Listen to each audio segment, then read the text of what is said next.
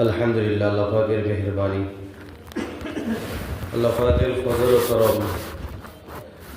রব্বুল আলামিন 1446 হিজরি সালের রজব মাসের 13 তারিখ সূর্যাস্তের পর থেকে আরম্ভ হয়ে গেছে। আল্লাহ পাক রজব মাসের 13 তারিখ দিন এবং রাতের প্রথম আমলটি নামাজের মাধ্যমে আদায় করার জন্য সর্বপ্রথম আল্লাহর ঘরে একত্রিত হওয়ার তৌফিক দান করেছেন। সকলে বলে আলহামদুলিল্লাহ। আজকে একটি বিষয় নিয়ে আলোচনা করব। বিষয়টি হচ্ছে অবহেলিত গুরুত্বপূর্ণ নফল নামাজ, মানে যে নামাজটা আমাদের কাছে অবহেলিত। আমরা অনেকে এশরাক করি, আউয়াবিন পড়ি, কিন্তু ওই নামাজটা পড়ি না।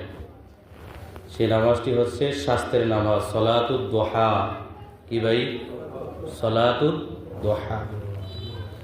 বিশ্বনবী সরকারে দু আলম বলেছেন, সকালে তোমাদের প্রতিটি অঙ্গ প্রত্যঙ্গের সাদাকা করা আবশ্যক। প্রতিদিন সকালে আমাদের যে শরীরে অঙ্গ প্রত্যঙ্গ আছে এর সাদাকা করা কি আবশ্যক।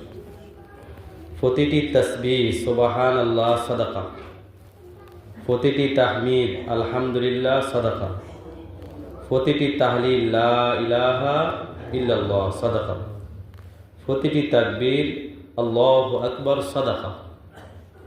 আমরা তো অনেকে মনে করি যে 2 টাকা দিলে 5 টাকা দান করলে এটাই কি সাদকা, কিন্তু না। টাকার ছাড়াও অনেক আমলের মাধ্যমে সদকার সওয়াব পাওয়া যায়। যেমন সুবহানাল্লাহ একবার যদি বলি তাহলে একটা সদকার সওয়াব পাবো, যদি আল্লাহু আকবার বলি সদকার সওয়াব পাবো, আলহামদুলিল্লাহ বললেও কিসের সওয়াব পাওয়া যাবে? সাদাকার সওয়াব পাওয়া যাবে। তার মানে এটা না গরিবদেরকে কিছু না দিয়ে খালি সুবহানাল্লাহ বললেই হবে, আলহামদুলিল্লাহ বললেই হবে না, ওটাও করতে হবে, এটাও কি করতে হবে। অনেকে তো আছে জাকাত দেয় না, জাকাত না দিয়ে কি বলে? আলহামদুলিল্লাহ, আল্লাহ আমাকে অনেক সম্পদ দিছেন, এরকম বলে কি বলেন?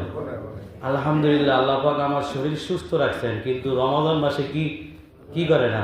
রোজা রাখে না, খালি বাহানা, গ্যাস্ট্রিকের বাহানা, আবার আলসারের কি বাহানা, বিভিন্ন রকমের ফ্যাটের জ্বালা পড়ার বাহানা। এরকম আছে না নাই?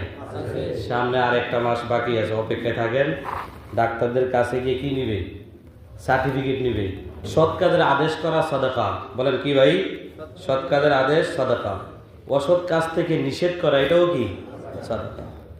নবীজি বলেছেন, এগুলোর পরিবর্তে যথেষ্ট হবে স্বাস্থ্যের 2 রাকাত নামাজ আদায় করা।